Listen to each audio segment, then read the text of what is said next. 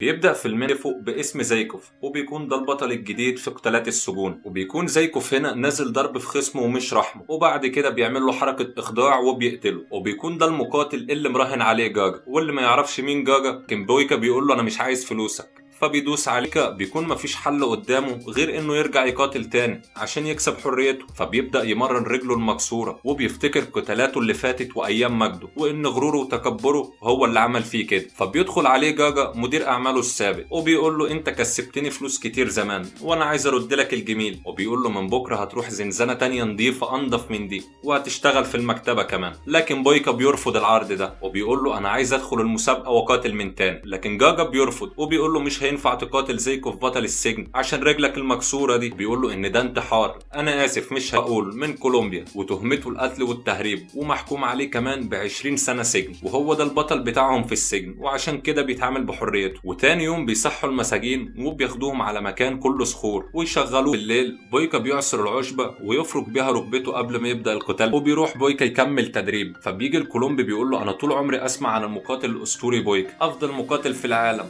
بس لما خسر في قتاله الاخير ضد الملاكم الامريكي وانه بقى ملك الحمامات وبيمسح الارض. لكن بويكا بيقول له انا هرجع افضل مقاتل لما اهزمك. خطوته بتكون ضعيفه جدا، وبيبقى متاكد ان هو لو لعب الماتش الجاي اكيد هيموت، وهم هنا واخدينهم عشان يشتغلوا. بويكا بيقول له انت لو لعبت الماتش الجاي هتموت. لكن توربو بيقول له في البطوله العالميه للمحترفين، وهيبقى في مدينه بودابست. بويكا بيكون خلاص مبسوط، وكان بيتمنى الفرصه دي من زمان عشان يعرف العالم كله ان هو افضل مقاتل في العالم. وقبل ما يبدا قتال بويكا، مدير اعماله بيقول له خلي بالك المقاتل التاني بارع جدا. لكن بويكا مش بيديله اي اهتمام وبيسيبه يمشي. ويبدا هنا القتال بتاع بويكا مع فيكتور، واللي هيكسب الماتش ده هيتاهل لما الاتنين يسددوا لبعض لكمات جامده جدا، ومهاراتهم كمان في نفس المستوى واداء عالي. وبويكا بيرجع يسدد ضربات ورا بعض الفيكتور ويجيبوا الارض. ومنظم القتال للبطوله العالميه قاعد وبيتفرج على اللي بيحصل ومنبهر جدا باداء بويكا. وبويكا بيكون لازم يكسب الماتش ده باي طريقه عشان يتاهل للبطوله اللي بيحلم بيها. وبيفضل يضرب فيكتور الضربه القاضيه ويجيبوا الارض، لكن فيكتور بيرجع يقوم تاني بس واقف في مكانه ما بيتحركش. وبويكا هنا بيجي يضربه يوقعه تاني على الارض، لكن فيكتور كمان مش عايز يسلم بسهوله.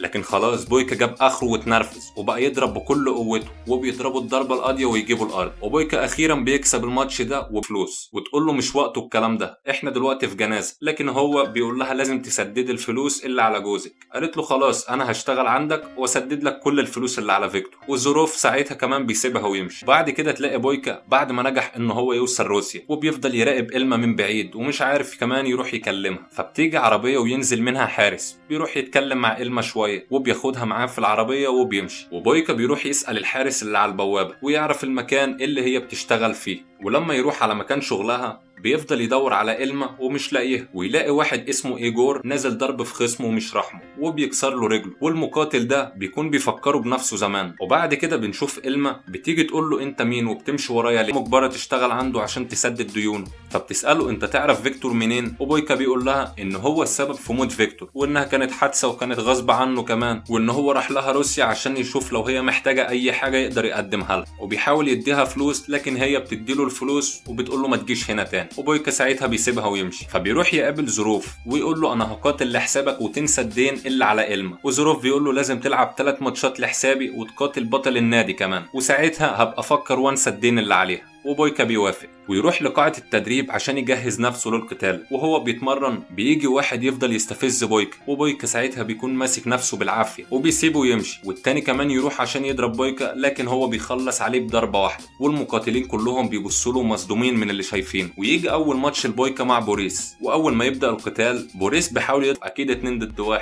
وتبدأ اول جولة والاتنين بيهجموا عليه. وبويكا بقى تايه ومش عارف الضربة هتجيله منين، والاتنين بينزلوا ضرب فيه ومش رحمينه. وبيكون هم كمان مهاراتهم عالية، وما بقاش عارف يتفادى ضربات بتاعتهم. والماتش بقى صعب عليه جدا لحد ما واحد فيهم بيضرب بويكا ضربة في ظهره وبتأذيه، وبيكون خلاص هيموت من الوجع. وفيهم واحد وما بيرحمش حد فيهم، وبيكسب الماتش بضربة مزدوجة. وهنا ظروف بدأ يخاف منه ويكلم إيجور ويقول له هتعرف تكسب بويكا؟ وإيجور ياخد قلم جامد في نفسه ويقول له أكيد. وإلما مبسوطة عشان لو بويكا كسب الماتش الجاي هتكسب حريتها. وبكده بويكا بيكون فاضل له ماتش واحد ويحرر إلما من الدين اللي عليها. وبنروح لظروف وبيكون بيدي رشوة لمدير السجن اللي كان فيه بويكا قبل كده، ويقول له أنا عايزك تجيب لي كشمار بأي طريقة وهسلمك يوري بويكا كمان. ومدير السجن بيوافق. فبيروح بويكا يكمل تدريب بس ضرباته بتكون ضعيفة جدا ومش قادر يتحرك بسبب ظهره، فبتيجي إلما تجيب له مرهم عشان يحطه على ظهره وبتسيبه وتمشي. وتاني يوم بيجي زوروف ويحاول يقرب من إلما وهي رافضة، فبيزقها ويمشي. هما كلهم كده عمالين يمشوا. المهم وإلما ترجع تروح لبويكا وتسأله على جوزها، وبتسأله مات ازاي، فبيقول لها انا حلمي اوصل للبطولة العالمية للمحترفين، وفي قتالي مع فيكتور ما كنتش شايف غير واحد واقف عقبة في طريقي، وان لازم اوصل لحلمي ده بأي طريقة. وإلما بتكون واقفة وبتعيط وبتسيبه وتمشي،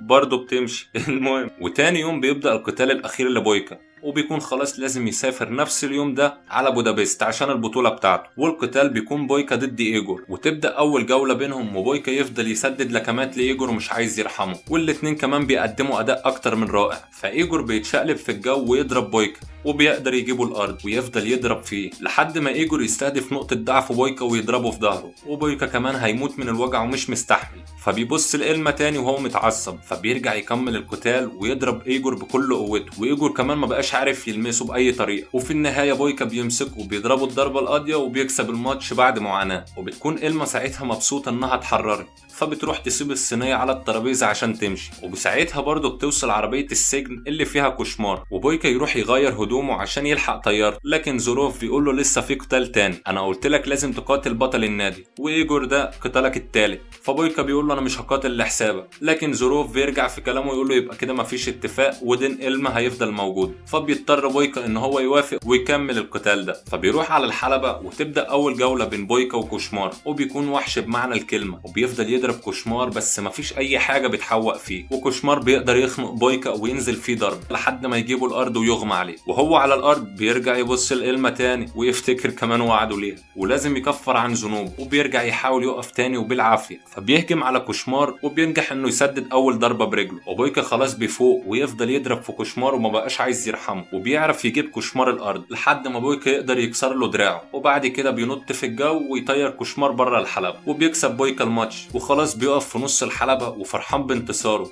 بس يا فرحة ما تمت، زوروف بيخطف إلما والحراس بينزلوا ضرب فيه لحد كمان ما يغمى عليه، وهو على الارض وفاقد التوازن شايف زوروف وهو بيخطف إلما، فبيتنرفز وبيقوم يضرب الحراس كلهم وبقى طايح في الكل. والحراس بتوع زوروف بيضربوا بويكا طلقة في رجله، وبويكا بيتدحرج على الارض وبيقتله. فبيروح ورا زوروف وهو ماشي على رجل واحدة، ولما بيطلع بره زوروف يهدده انه هيقتلها، وبويكا بيرمي السلاح بتاعه ويقول له كان بينا اتفاق يا خاين. وإلما ساعتها بتعض زوروف، وبويكا بيهجم عليه وبياخد رصاصة في كتفه، لكن بيفضل مكمل وبيجيب زوروف في الارض ويقتله. وبويكا برضه بيقع على الارض ويقول لإلما انا حاولت اقف جنبك عشان تسامحيني مش علشان نفسي، وإلما ما بترضاش ترد عليه ولا تقول له انها سامحته. والشرطة ساعتها بتيجي وتقبض على بويكا، فبيرحلوه بقى ساعتها على سجن تشورينيا في روسيا، سجن بويكا القديم. وبعد 6 شهور إلما بتروح زيارة لبويكا وتقول له انها مسامحاه، وبتشكره كمان على كل اللي عمله معاه. وبس كده، لو عجبك الفيلم لايك وكومنت